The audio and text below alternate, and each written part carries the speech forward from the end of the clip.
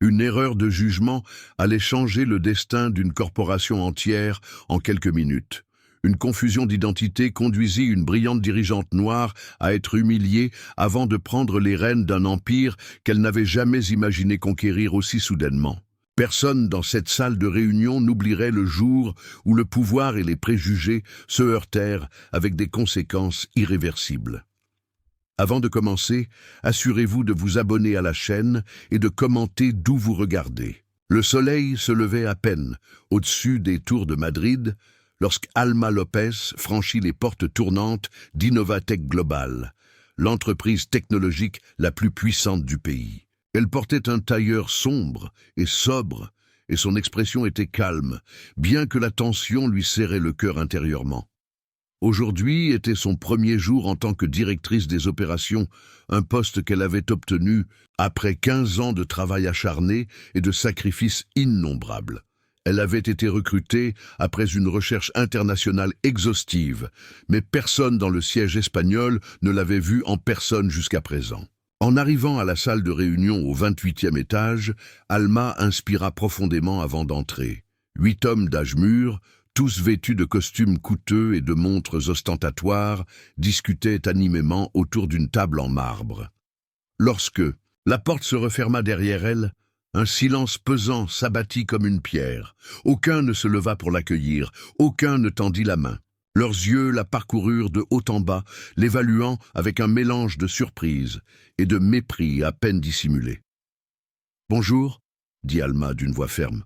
« Je suis Alma López. » Ignacio Ferrer, directeur financier qu'elle avait étudié dans ses recherches préalables, la regarda avec un sourire tordu. C'était un homme corpulent, avec des cheveux clairsemés et une expression perpétuellement arrogante. Sans se présenter, il tendit sa tasse de café vide vers elle. « Café noir, vite !» grogna-t-il d'un ton autoritaire. « La réunion commence dans 5 minutes, et la secrétaire est malade. » Des rires étouffés et des regards complices entre les cadres remplirent l'atmosphère. L'un d'eux, plus jeune que les autres, eut la décence de paraître mal à l'aise, mais garda le silence. Alma sentit la chaleur lui monter au cou, tandis qu'elle soutenait le regard de Ferrer. Ce n'était pas la première fois qu'elle affrontait ce type de situation, mais elle ne cessait d'être surprise par la créativité de certains pour rabaisser une femme en position de pouvoir, surtout si elle était étrangère. Alma serra son dossier de candidature contre sa poitrine comme s'il s'agissait d'un bouclier, tandis que le visage de cet exécutif arrogant s'estompait derrière la porte vitrée, retenant sa fierté blessée. Avec un sourire presque imperceptible, une masque parfait cachant la tempête intérieure, elle accepta la tasse vide. 28 ans d'efforts, 2 maîtrises et 5 langues réduits à « Apporte-moi un café, chérie ». Personne dans cette salle de réunion ne soupçonnait qui elle était vraiment ni le secret qu'elle portait, que ses talons usés avaient foulé plus de kilomètres d'adversité que tous ceux réunis. Tandis qu'elle se dirigeait vers la salle de pause, les murmures et les moqueries la poursuivaient comme des ombres. « Tu as vu comment il l'a prise pour la secrétaire ?» entendit-elle dire l'un d'eux. « Typique. Ils se présentent avec des CV gonflés et ensuite ne savent même pas où est la cafetière, » commenta un autre, suivi de rires étouffés. Alma garda la tête haute. Sa grand-mère lui avait appris que la dignité ne se mendie pas. Elle s'exerce, même quand personne ne regarde. La cafetière industrielle bourdonnait, tandis qu'Alma réfléchissait à sa stratégie. Elle n'était pas arrivée jusque-là pour abandonner au premier obstacle. Sa détermination surpassait toute humiliation. Elle prépara le café avec la même précision qu'elle avait mise dans sa présentation. Méticuleuse, calculée, parfaite. Pendant que l'arôme emplissait la petite cuisine, elle repassa mentalement les chiffres qu'elle avait mémorisés, les faiblesses de l'entreprise qu'elle avait identifiées, les solutions qu'elle proposerait. Chaque insulte voilée qu'elle avait subie au cours des 10 dernières minutes se transformait en carburant. Elle plaça la tasse sur un petit plateau à côté d'une enveloppe scellée qu'elle sortit de son dossier. L'enveloppe contenait quelque chose qui changerait le cours de cette réunion, de cette journée et peut-être de toute l'entreprise. Elle inspira profondément, lissa une ride imaginaire sur sa jupe et se dirigea de nouveau vers la salle de réunion. Ses talons résonnaient contre le sol de marbre comme un métronome marquant le rythme de sa résolution. Elle n'était plus la femme humiliée quelques minutes plus tôt. Elle était désormais la tempête qui approchait. Alma s'arrêta un instant dans le couloir, s'appuyant contre le mur froid, tandis que son esprit voyageait des années en arrière dans les ruelles étroites de Vallecca. Elle pouvait presque sentir l'odeur de détergent bon marché qui imprégnait les vêtements de sa mère, Martha, lorsqu'elle rentrait après 16 heures à nettoyer des maisons étrangères.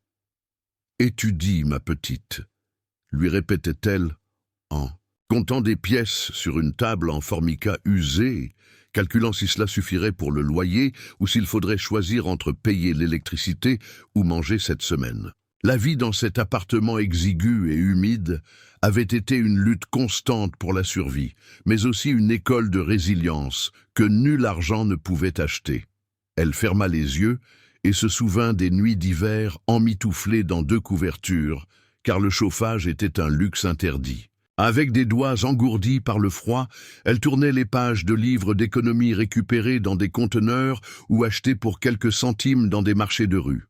Son téléphone, à l'écran fissuré et à la batterie qui durait à peine 2 heures, devenait sa fenêtre sur le savoir, tandis qu'elle écoutait des podcasts sur les marchés financiers et les stratégies d'entreprise. « Éteins la lumière, Alma.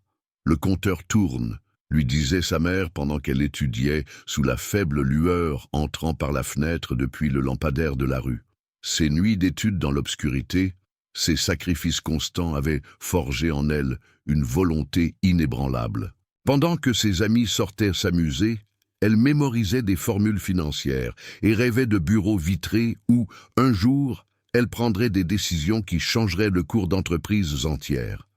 Sa mère, aux mains crevassées par les produits ménagers, lui caressait les cheveux et lui disait « Tu iras là où je n'ai jamais pu rêver d'aller ». Et maintenant, dans ce couloir de marbre poli, avec des cadres en costume à des milliers d'euros passant à côté d'elle, Alma sentait que chaque humiliation qu'elle subissait n'était qu'un échelon de plus vers le sommet. Elle inspira profondément, redressa les épaules et continua à marcher. Elle n'était pas arrivée si loin pour se laisser vaincre par un café mal servi.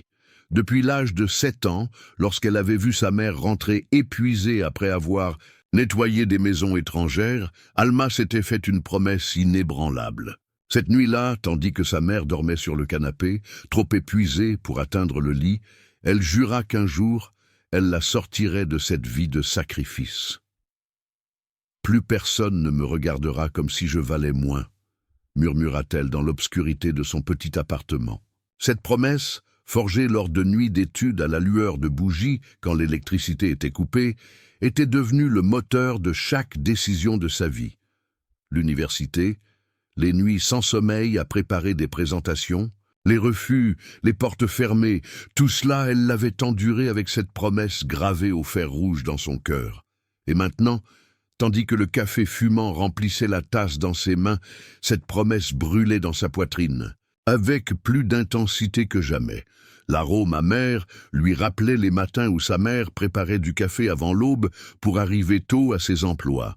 Alma observa le liquide sombre, y voyant non seulement le reflet de son visage déterminé, mais aussi celui de générations de femmes qui avaient été réduites au silence et ignorées.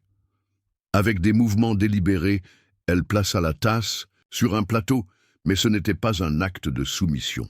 Au contraire, tandis que ses talons résonnaient dans le couloir vers la salle de réunion, chaque pas marquait le rythme d'une décision déjà prise. Elle avait préparé le café non pour céder à l'arrogance de Ferrer, mais pour marquer le début d'une révolution personnelle. Car ce que personne dans cette salle ne savait, c'est qu'Alma avait passé la nuit précédente à examiner chaque document, chaque contrat et chaque chiffre. Elle avait découvert quelque chose qui bouleverserait l'équilibre du pouvoir à jamais.